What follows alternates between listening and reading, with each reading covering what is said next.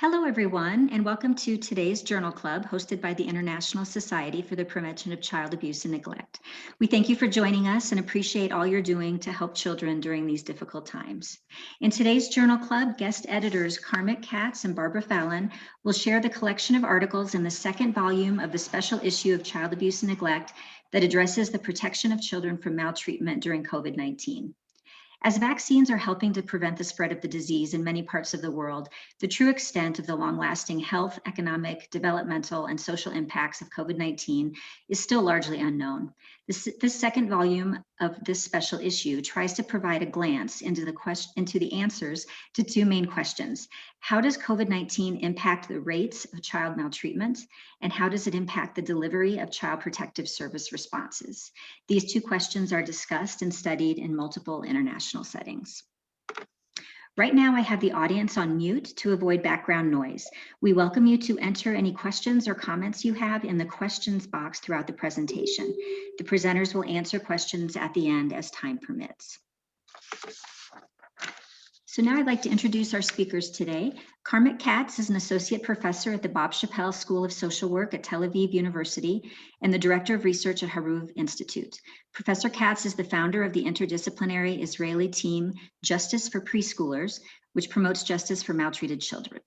She is also the founder of the Israeli public committee, Your Story Matters, whose goal is changing policies toward child maltreatment. During the COVID-19 pandemic, she initiated the international group of scholars protecting children from maltreatment during COVID with ISPCAN support.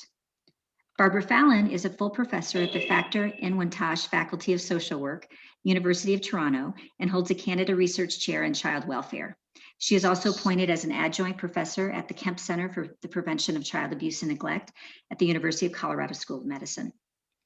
Currently, she is the scientific director of the First Nations Canadian Incident Study of Reported Child Abuse and Neglect 2019, and she also co-leads the Fraser Mustard Institution of Human Development Policy Bench, an interdisciplinary group with expertise in various dimensions of child health and development.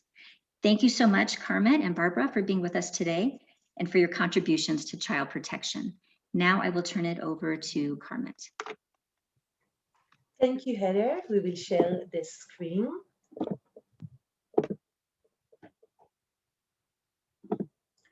So hello, everyone. We're very happy to be here with you. I'm Carmit Katz, and I'm here with my dear colleague, Professor Barbara Fallon from University of Toronto, Canada.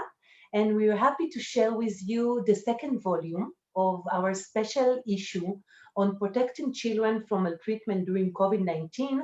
And we called this issue Struggling to See Children and Families into the Pandemic. And we want to start by just saying thank you for ISPCAN for providing all of us such a unique platform for creating a community of scholars and practitioners and policymakers who are trying to overcome difficulties in times of pandemic and to provide children with better resources and better services. We also want to thank Child Abuse and Neglect Journal for providing us this amazing opportunity and this platform for publication. And of course, to the editor-in-chief, Professor Christine Weckerle, the editor-in-chief of Child Abuse and Neglect. So today, as Heather said, we want to focus on two main questions. All of them are discussed and studied in multiple international settings. So of course, this first one is what was the impact of COVID-19 on the rates of child maltreatment? So in the study that was carried by Rappaport and colleagues, and which was carried in New York City, the starting point of the researchers was the school closure and the other public health responses have decreased during the pandemic, and children interacted less with mandated reported and other professionals who are trained to detect child maltreatment. And they designed their study in order to evaluate to what extent there was a decrease in the allegations of child maltreatment by various subgroups of reporters and the decrease in the number of child protective services investigation. in New York City during March, April, and May 2020. And the results clearly show a substantially fewer allegations of child maltreatment which were reported, and the significant decrease was in all reported subtypes in all the period of the first wave of the pandemic. So as we see, our fear of worrisome decrease in child maltreatment reports was illustrated in this study, which was carried in New York City. Additional study, which was carried in Los Angeles, California, by Barboza and colleagues, was from the starting point that COVID-19 created an urgent need for alternative methods for child abuse, neglect, surveillance because of the shutdown of the various systems in the children's life. And the purpose of their paper was to provide a unique insight to the distribution of child abuse and neglect and to identify area in which it's increased or decreased during the pandemic. More specifically, they discuss the need to explore dual trajectories of COVID-19 and child maltreatment, drawing heavily on spatial analysis for exploring social and disease vulnerability. And their findings show that severe housing burden, the number of assets children have at birth, poverty, school absenteeism, and labor force participation significantly associated with new and intensifying hotspots of child abuse and neglect during the COVID-19 pandemic. In additional international examination that was carried by Ilan Katz from Australia and his colleagues from 8 countries, they tried to explore the impact of COVID-19 on child maltreatment reports and CPS responses. And the information that gathered by 8 countries include contextual information about the country demographic, economic situation, CPS responses, and all kind of characteristic of COVID-19 spread and disease outcomes. And the results show that the impact of COVID-19 on child maltreatment reports was really similar regardless whether it's high or low income countries. So most systems encountered some degree of service disruption or change during COVID-19.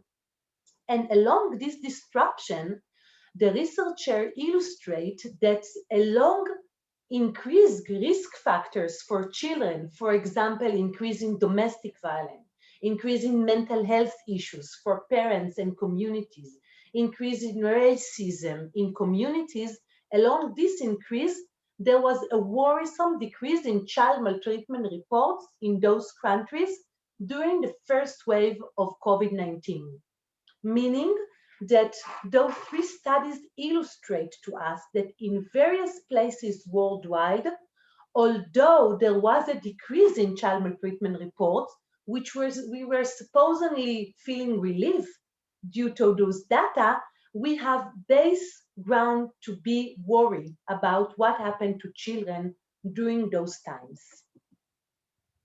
And indeed, in additional study that was carried by John Whelan and colleagues in Oklahoma, USA, they tried to analyze the impact of COVID-19 and the lockdowns on feelings of criminal feelings of child abuse and neglect. So basically, they developed an algorithm which were constructed from data from 2010 to 2020, and they tried to focus trends in criminal charges. So the criminal cases filed between February and June 2020 had an overall of 25.7% lower average than forecasted. So, and they discussed that although risk factors for child abuse have increased during COVID-19, their findings demonstrate a declining trend in child abuse charges. Another illustration how the shutdown of the system prevent us from seeing the children and providing with resources and help. From this finding, we can go to Kovler and colleagues' findings about the increase in the proportion of physical injuries among children during COVID-19. And the purpose of their study was to assess the proportion of injuries associated with physical child abuse, which were treated in Pediatric Trauma Center in Baltimore, Maryland, USA. And their findings clearly show an increase in the proportion of traumatic injuries caused by physical child abuse at the center during the pandemic. So they concluded that while social distancing measures and movement restriction were important in order to mitigate the virus, they appear to have previously unrecognized secondary health consequences for children. Additional evidence from the health context was provided for us by Sharma and colleagues, who carried a study which was designed to explore whether the incidence of child maltreatment among patients that arrived to pediatric emergency department has increased during COVID-19. So the study was located in the city of Orange in California, USA, and their analysis demonstrated an increase in the incidence of child maltreatment during May and June, and that there was an overall shift in distributions of type of child maltreatment, meaning that there was an increase in the proportion on emotional, psychological abuse, and non-medical neglect of the patients in the clinic. So from seeing reports from the formal systems, Nicole Petrovsky, Claudia Kappa, and their colleagues really helped us to gain more knowledge from other platforms, for example, reports of children in social media. And during the pandemic, child helplines have become even more critical mechanism to provide counseling and support for children. So the purpose of their study was to document what happened in child helplines during COVID-19. And they analyzed data from 48 child helplines spanning 45 countries. And their results show us that the number of contacts to child helplines seems to drastically increase since the beginning of the pandemic. However, the number of contacts related to violence has increased in some countries, but decreased in other countries. Pinpoint the importance of the context of the public discourse and the availability of the children, the possibility for children to disclose and discuss such content in social media. Additional important study that was carried by the same group, this time by Beverly Capella, Claudia Kappa, and additional colleagues, they used social media data to explore violence during the pandemic. And they assessed changes in children exposure to violence using information from Twitter. In this study, they used 16 countries and they analyzed Reddit in one country. And their findings show that violence-related subreddits were amongst the topic with the highest growth after COVID-19 outbreak. The analysis of Twitter data shows significant increase in abusive content generated during the stay-at-home restriction. So what we're seeing so far, the shutdown of the formal system drastically impact the decrease in child maltreatment reports, but when studies were able to show us what children are telling us in social media, it's showing us an increase in the helplines, an increase in their need and their exposure to violence. And then we will go to the third source of information, who are parents. So the first study, which was carried by Camilla Fabry and colleagues, they estimated the effect of COVID-19 on violent discipline in various countries, in Nigeria, in Mongolia, and they provide us a conceptual model on the way COVID-19 really created a risk factor for high restriction and lower restriction. So under high restriction scenario, there was increase in violent discipline in Nigeria, in Mongolia, and under a low restriction, there was an increase in those countries. So basically, this figure really helps us to understand how inequality, fear and uncertainty, business closure, social distancing, restrictions, school closure, how wealth and income, employment, substance use, mental health and well-being, all of this create toxic environments for our children and really increase violent discipline among parents. In additional study, which was carried by Annie Berube and colleagues in Canada, they examined parents' reports to how their response to the children needs during COVID-19 crisis. And actually during the period of the lockdown, parents in Quebec, Canada completed an online questionnaire about the impact of the COVID crisis on how they responded to their children. And to compare to parents of younger children, parents of older children reported difficulties in fulfilling their children's needs in specifically three measures: cognitive and affective, security, and basic care needs.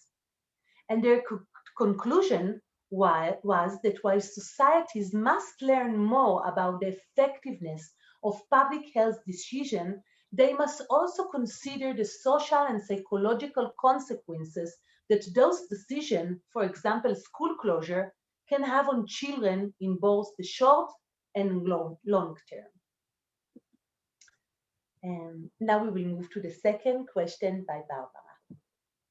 Thank you very much, Carmen, and thank you very much to ISPACAN and to Christine Weckerly and her excellent leadership with the journal, and certainly to Carmen, who has been one of the great lights in the pandemic, meeting and getting to work with her. So thank you to Carmen for your colleagueship and friendship.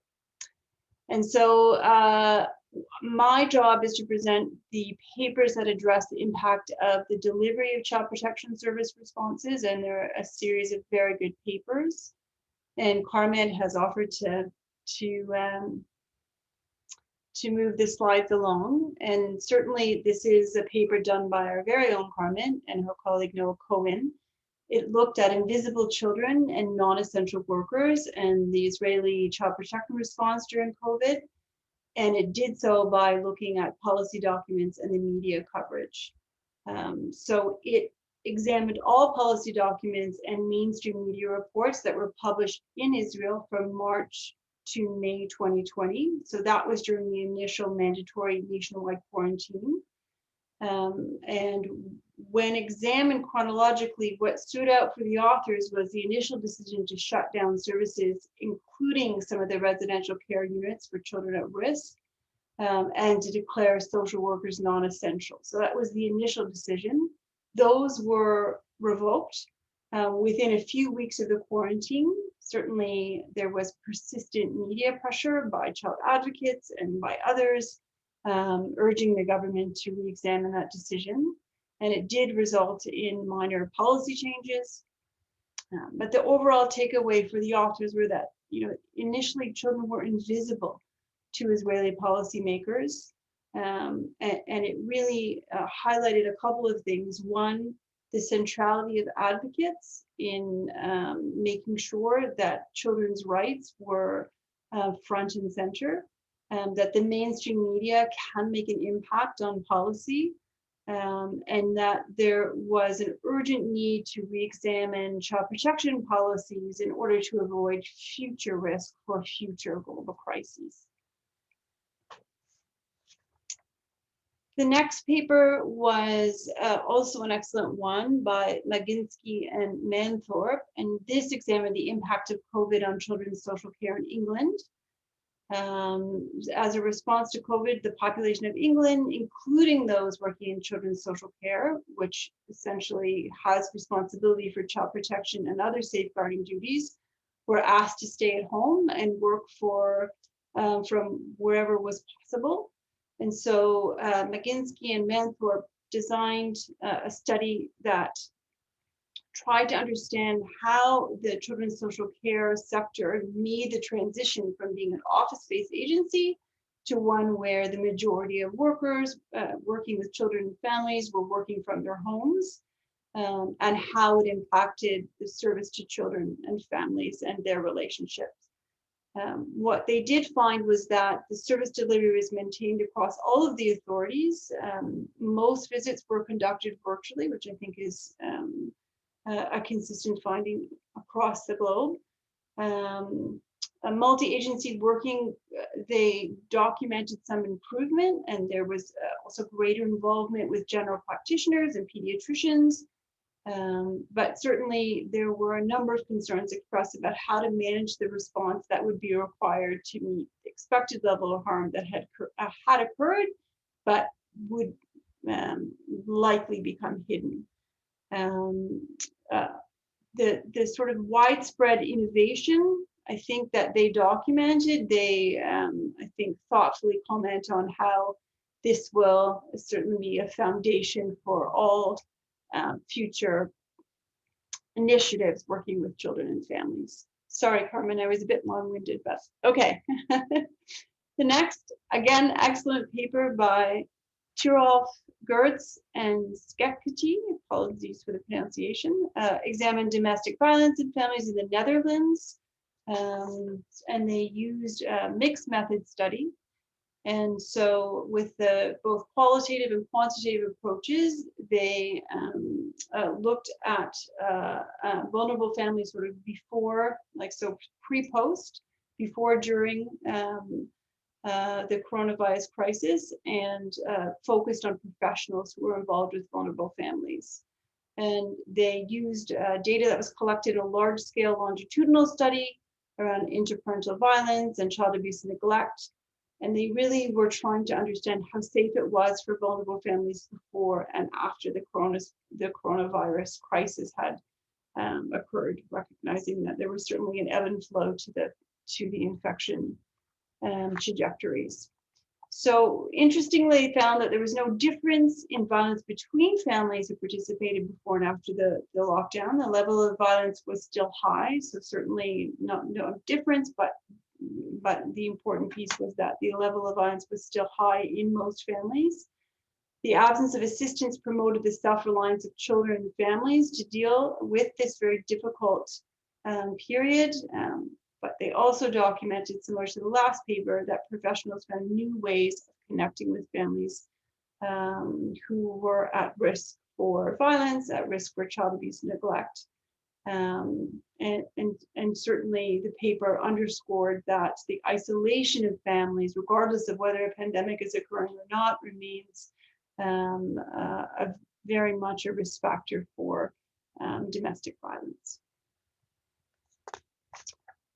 The next paper by Tenier, Marmer, Katz, Newman, Solowski, Shields, and Taylor looked at the intrafamilial reports of child sexual abuse and did a comparison between Israeli and US practitioners.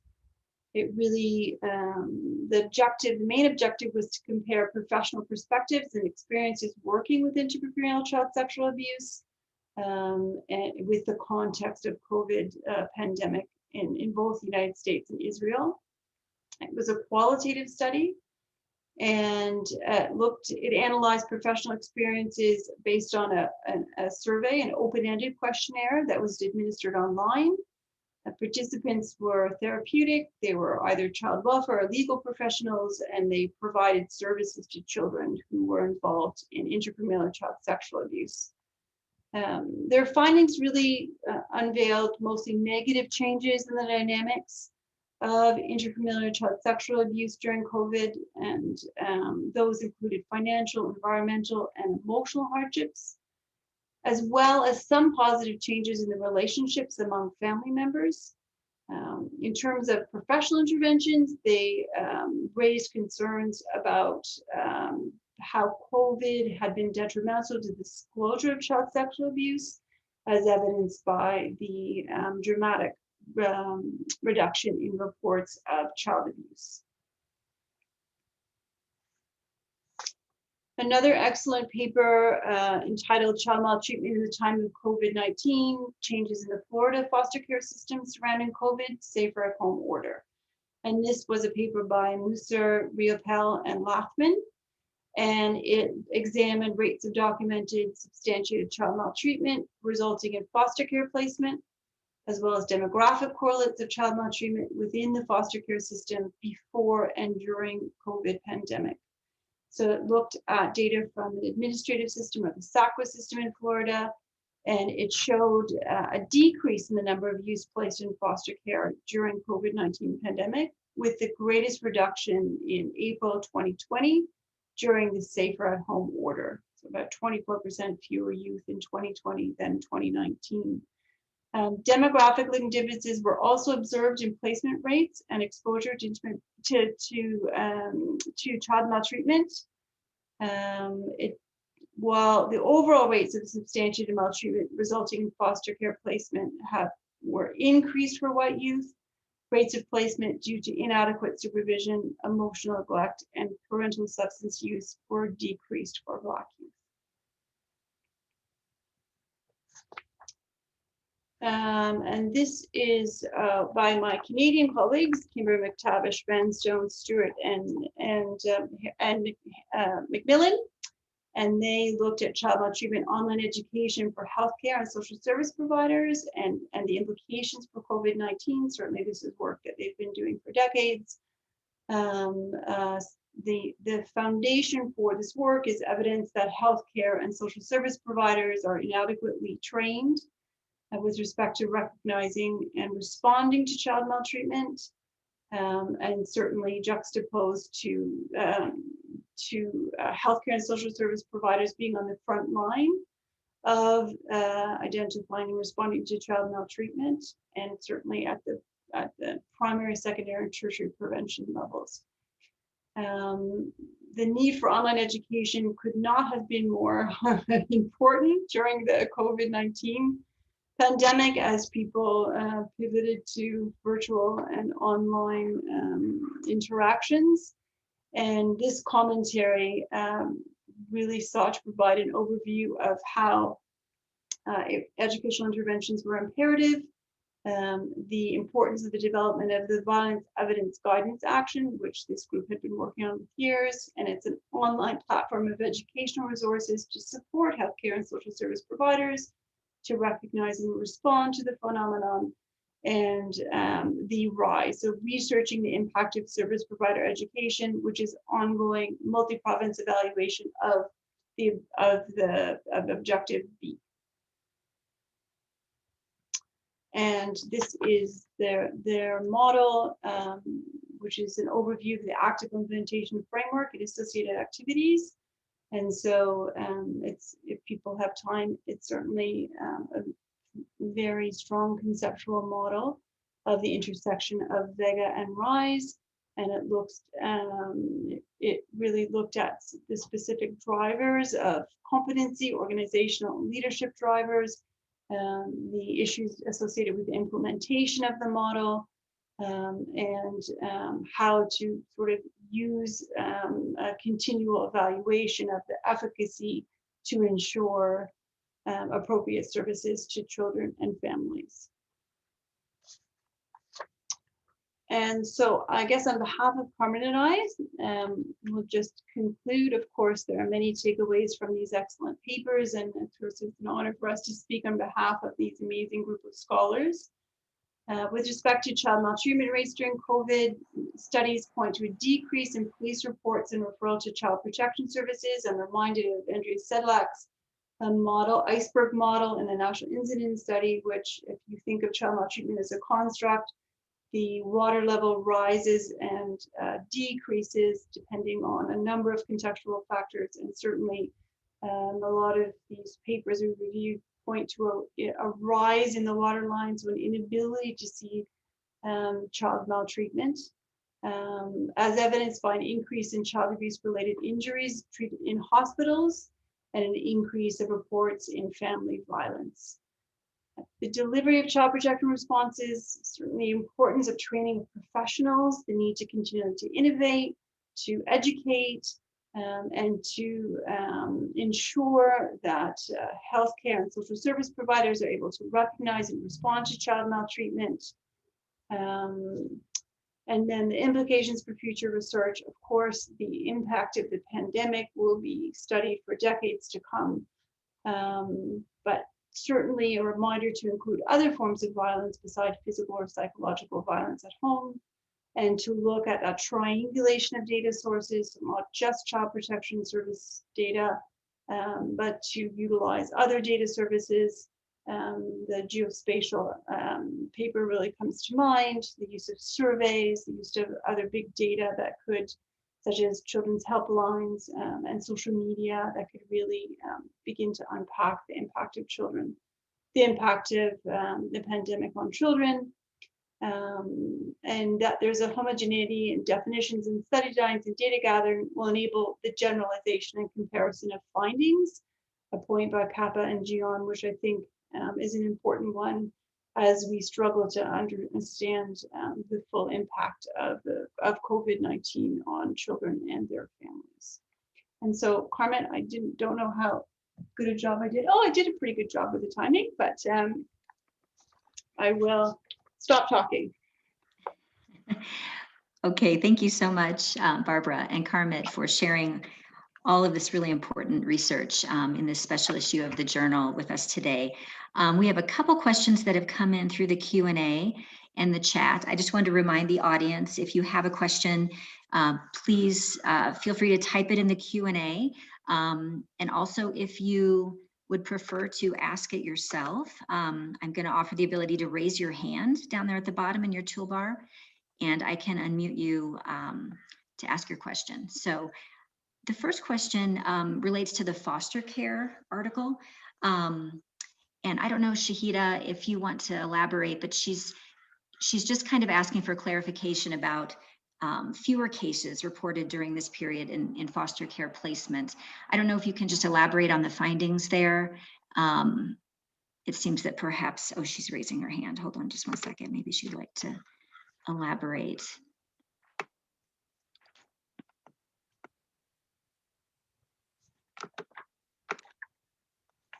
Okay, Shahida, go ahead. Thank you for this opportunity, and thank you for the excellent presentations and for all the input. I think what we've realized is that this seems to have been a universal phenomenon. All the findings that we have found and that you've shared with us is also something very similar that we've experienced in South Africa.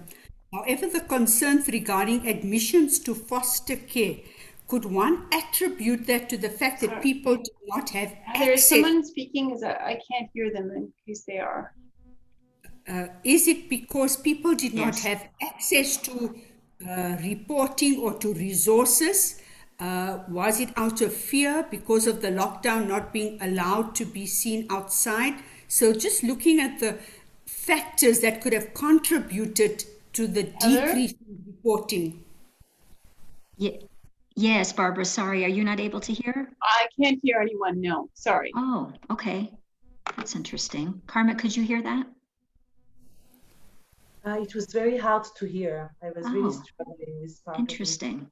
Okay, sorry, I will try to relay. Shahida was asking about the decrease in foster care placements, and she was wondering if you think this could be due to a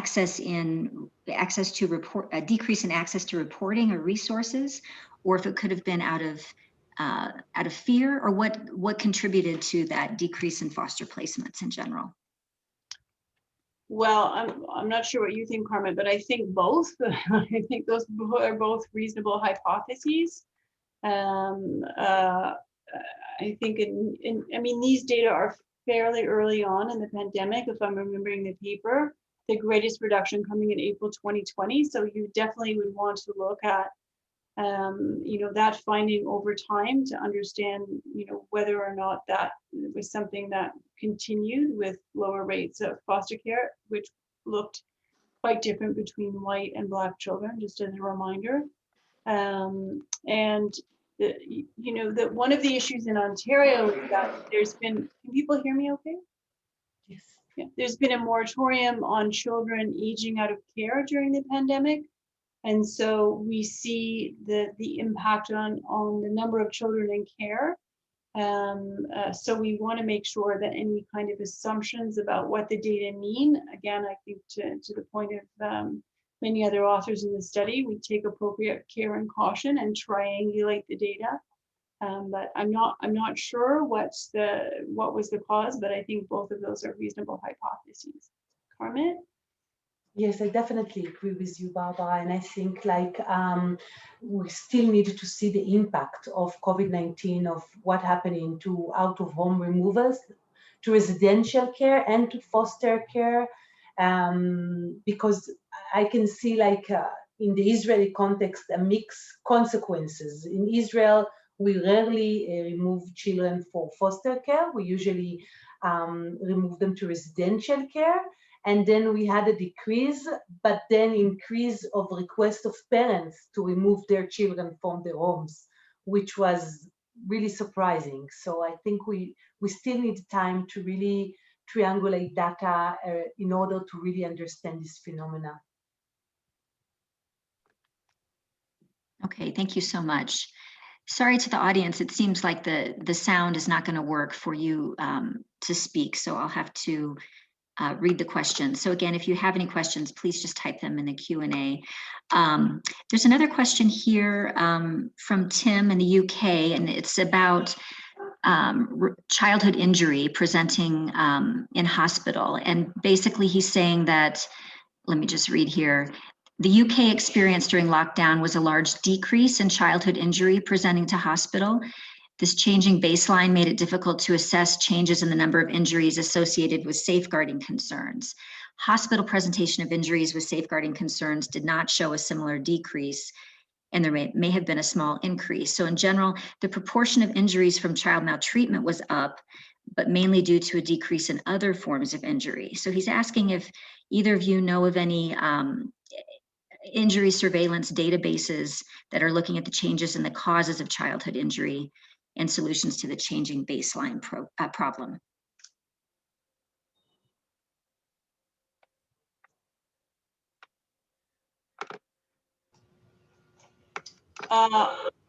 I do not. I mean, other than I've participated in a number of conversations with a similar observation. I think you said it was Tim speaking, but it's and the data are very mixed, as your observation shows, and I think they will be a subject of future investigation and discovery for certainly for the next year. But I do not know of any injury databases that we could recommend for examining the topic. Carmen, do you? No, same here. Okay, thank you. Here's another question that's come in. Hold on one second. Okay, so this is from Anthony, and he's asking, what are your thoughts about the quarantine reliance on virtual interviews and family visits as contributing factors in terms of missed cues and decreased reports? Could there be a relationship? Is anyone looking at that? I hope people are looking at it. I mean, I know of a few researchers in Canada that are trying to measure the pivot, essentially to understand whether or not there are elements of the virtual visit that they can incorporate as we return to face-to-face visits in child protection services. I mean, the difficulty is that people weren't trained to conduct interviews and work with families virtually.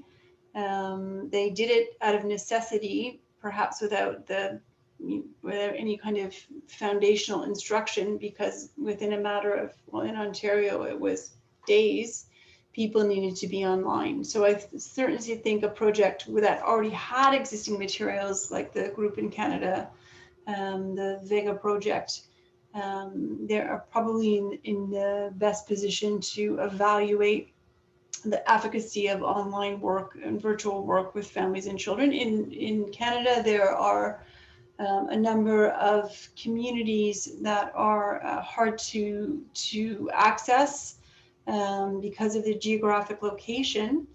And I think innovations in typical face-to-face service perhaps will have some real benefit in learning about how to serve families who are difficult to access geographically, and perhaps to be able to bring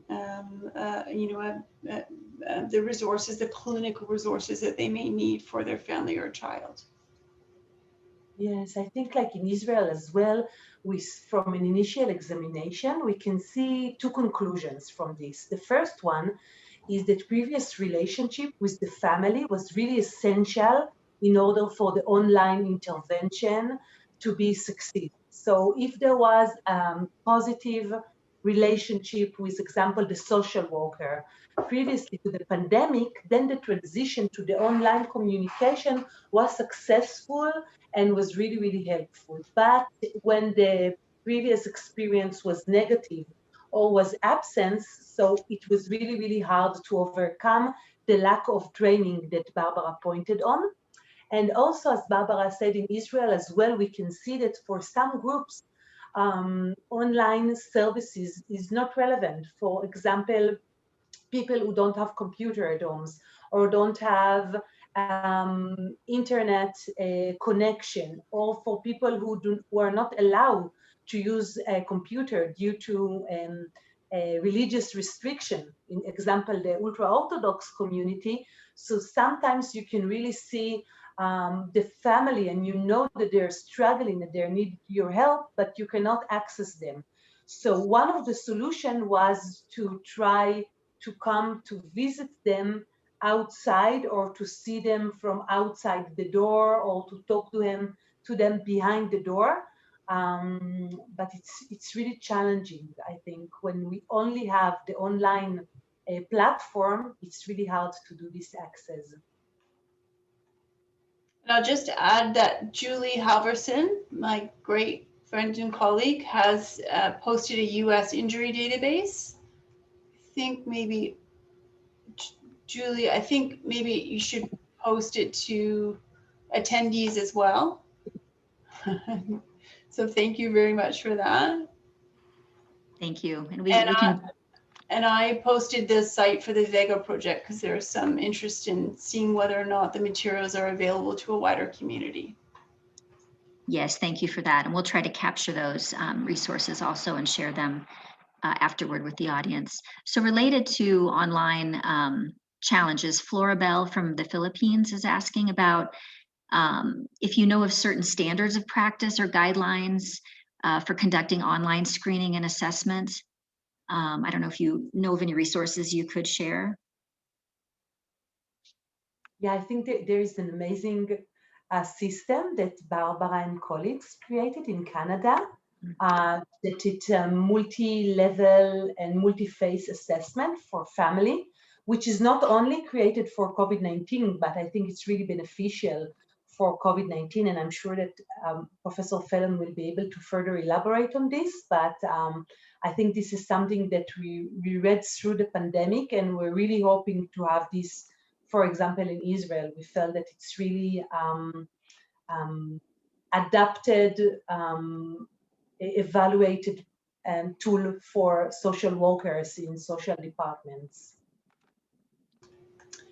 Yes, thank you, Carmen. We're trying to evaluate it, so we're a little bit, I mean, I think it's a good idea, but it really hasn't been systematically evaluated. But essentially, as Carmen said, we, a group of service providers, practitioners, researchers got together and we did our checklist project, where essentially we came to some agreement through a modified Delphi method about the 10 questions we should ask, or child protection workers should ask families around their in-home health.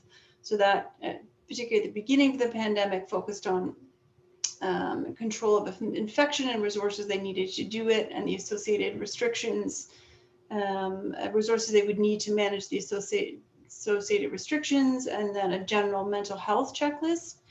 And then as the pandemic went on, we developed that project. I think now we have another 8 checklists that are centered around the service continuum. So we have one for children in care, families experiencing intimate partner violence. And so we had agreement on the questions, and then the resources available to the child protection worker were continually curated and were based on the geographic jurisdiction. So in Ontario, we've done it for the province, and a couple of agencies we've worked with to develop specific ones.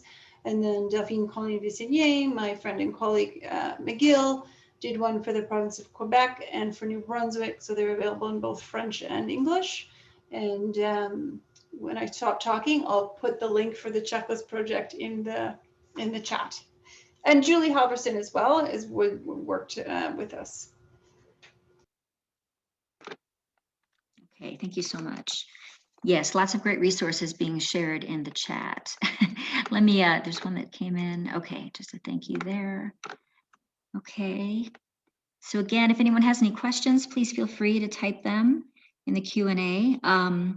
So as we're kind of waiting for more questions to come in, I just kind of wondered to both of you, you've talked about, you know, kind of the key takeaways and kind of the missing, the gaps in the research. I'm wondering if there are any plans for additional special issues, or if you could speak to, you know, kind of the data being collected now, or data that you recommend to be collected in the near future related to COVID?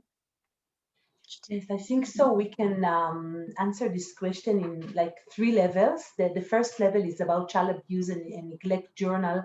So we are continuing to provide a platform for innovative and empirically based manuscript that will advance our knowledge about the impact of COVID-19 on child maltreatment.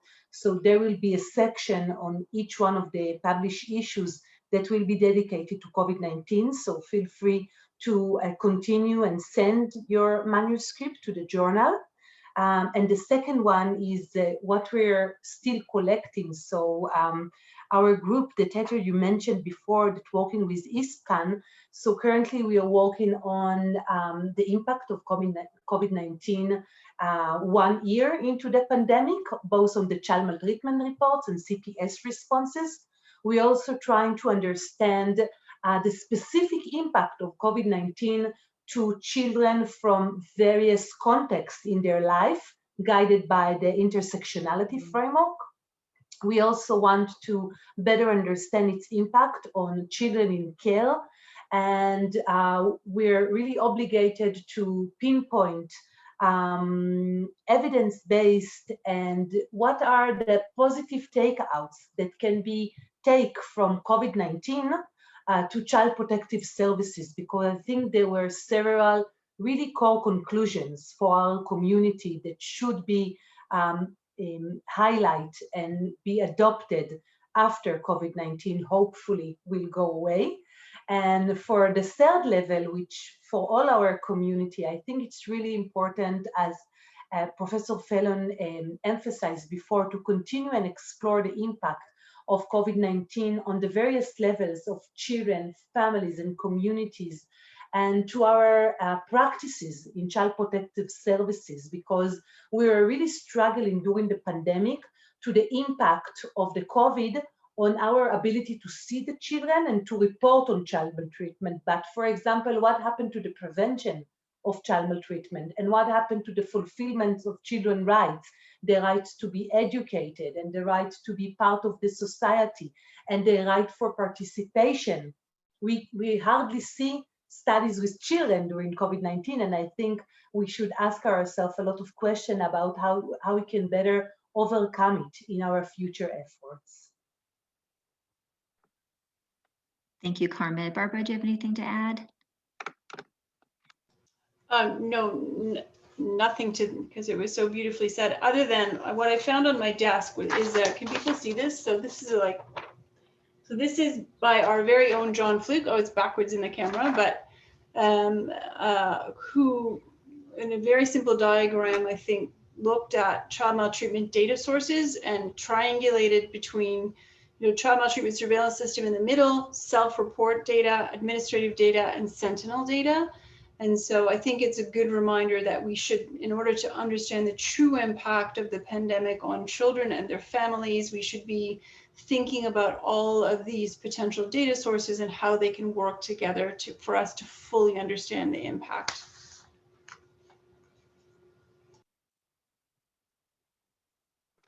Okay, great. Thank you so much. Okay. Well, I don't see any additional questions coming in. So Carmen and Barbara, unless you have anything more you'd like to add. Okay. I did want to let the audience know that if you would like to share the work you're doing in your country, or any information about work being done related to COVID, please visit our website, and on our regional network pages, you are able to post things. So we welcome you to please visit those pages. There is a page for each kind of world region where you can post things. Oh, sorry, I have one more question coming in. Let me see if we can squeeze this in. Okay, so Philip is asking, have there been any studies or grounded hypotheses regarding the virtual schooling environment and whether teachers viewed child endangerment and how schools guided teachers? Okay, so just in general, do either of you know of any studies or work being done on schooling environment? I don't know, other than that's a very important question for investigation. I don't know, I apologize. Any? Okay, all right, well, thank you. Thanks for that. So I just would like to conclude with a couple little information here. So thank you again so much, Carmen and Barbara, for sharing all this great information with us today. And for our audience, I'd like to finish by encouraging you to become a member of ISPAN if you're not already, so that we can continue having webinars and trainings in the future like these. Our member benefits, you can see here, include a subscription to the Child Abuse and Neglect Monthly Journal, access to our past webinars and other educational resources, the ISPAN Child Abuse Screening Tools, or ICAST, and discounts to all of our congresses and trainings. We offer several membership levels, including our new associate membership, which is just $35 a year. And we also invite you to visit our website to learn more about our upcoming webinars and trainings. Our newest online trainings are now available on demand, including our 4-module training on a multidisciplinary approach to abusive head trauma. You can see the modules here. And also a 4-session short course on child maltreatment data collection. And again, both of those are available on our website on demand. So to learn more, please visit ispan.org. And finally, just a reminder that a recording of this webinar and a PDF version of the slides will be available on our website soon, ispan.org. And if you have any questions or comments about today's webinar or any of our trainings or webinars, please contact us at resources@ispan.org. Thank you all again for joining us today. We hope that you stay safe and have a great day or night, depending on where you are. Thank you again, Barbara and Carmen, so much for joining us today. Thank you, Heather. Thank you, Thank Heather. you. Bye, Carmen. Okay. Bye. Thank you. Okay, bye-bye, everyone.